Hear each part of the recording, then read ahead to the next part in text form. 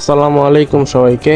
আজকে চলে আসলাম আমার কিছু গুরুত্বপূর্ণ কাজ নিয়ে। আজকে হচ্ছে কয়েকটা কাজ পড়ে গেছে, কয়েকটা ডেলিভারি ছিল আজকে। সেই ডেলিভারিগুলাই কি কি করব আজকে সেটাই দেখাবো আপনাদেরকে। এই ছিল লংফিন জেব্রা এবং এগুলোরই আজকে ডেলিভারি ছিল।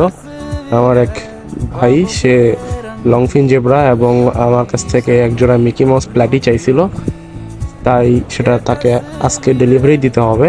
এই জন্য সকাল থেকে একটু কাজ টাজগুলো গুছিয়ে রাখতেছিলাম। আবার আজকে আমার যে রেড রোজটা আপনাদেরকে আমি এখন দেখাবো, এই রেড রোজটা আজকে আমার কাছে বাচ্চা দিছে। প্রায় অনেক দিন ধরে পেটটা ফুলা ছিল, তারপরে অনেক দিন ধরে বাচ্চা দিচ্ছিল না। প্রায় আজকে অনেকগুলো বাচ্চা দিছে, প্রায় 20 পিসের মতন বাচ্চা পাইছি আমি। এই যে বাচ্চাগুলো রেড রোজ আজকে দিছে, আজকের দিনেই আমার বাচ্চাগুলো দিছে। আমি রেড রোজটাকে মেলটাকে আমি দেখাচ্ছি। এই যে আমার রেড রোজের কোয়ালিটি, এটা আরও বড় হয়, ফিনগুলো আরও লম্বা লম্বা হয়, অনেক সুন্দর লাগে এই রেড রোজটা। মোটামুটি এখানে প্রায় অনেকগুলোই বাচ্চা দিছে, আরও বাচ্চা আমি তুলবো, দেখি আরও বাচ্চা কালেকশন করব। আর এই হচ্ছে আমি রেডি করতেছিলাম আমার কাজগুলো, যে লংফিন জেব্রা এগুলো আমাকে তুলতে হবে। আমাকে এই বক্সটাতে বা এই কুটোতে দিব ভাবতেছিলাম, পরে ডিসাইড নিলাম যে না, এই বক্সটাতেই দিব।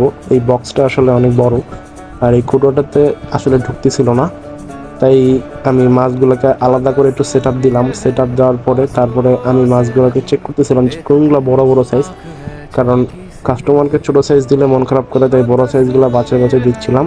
এই ছিল আমার প্যাকেজিংটা আসলে চেষ্টা করছিলাম যে ভালো করে করার। তাও যতটুকু দেখছেন হয়তো ভালো করেই হয়েছে, তাই একদম প্রস্তুত হয়ে যাচ্ছিলাম। এখন বাকি প্যাকেজিংয়ের যে কাজগুলা, যেমন এই কাজটা কিন্তু মাস্ট একদম ভালো করে করতে হবে, নাহলে মাছ নড়াচড়া করবে।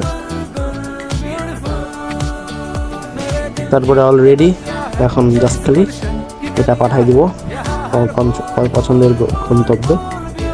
তো সবাই ভালো থাকবেন, দোয়া করবেন আমার জন্য।